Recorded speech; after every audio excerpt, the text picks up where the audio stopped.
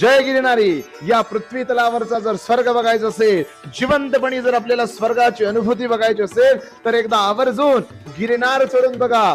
दत्तप्रभूंचं महान क्षेत्र, ज्या क्षेत्रावर त्रिभुवनाचे पालक, त्रिभुवनाचे आराध्य, त्राते दाते संहार करते श्री दत्त महाराज ज्या ठिकाणी अखंड वास करतात, ते महान क्षेत्र म्हणजे दत्तप्रभूंचं गिरनार. लक्षात घ्या, अनेक संतांच्या पदस्पर्शानं, अनेक महात्म्यांच्या, सिद्धोगांच्या, पुण्यात्म्यांच्या पदस्पर्शानं पावन झालेली ती भूमी आहे. ज्या ठिकाणी त्रिभुवनाचे पालक अखंड निवास करतात, त्या ठिकाणी स्वर्गाची अनुभूती होते.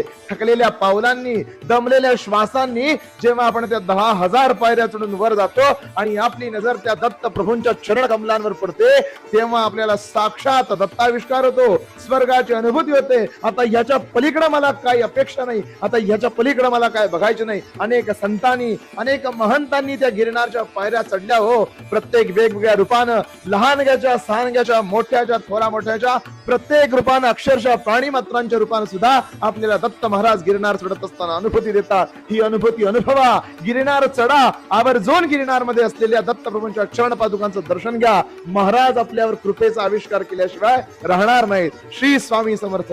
जय गिरनारी.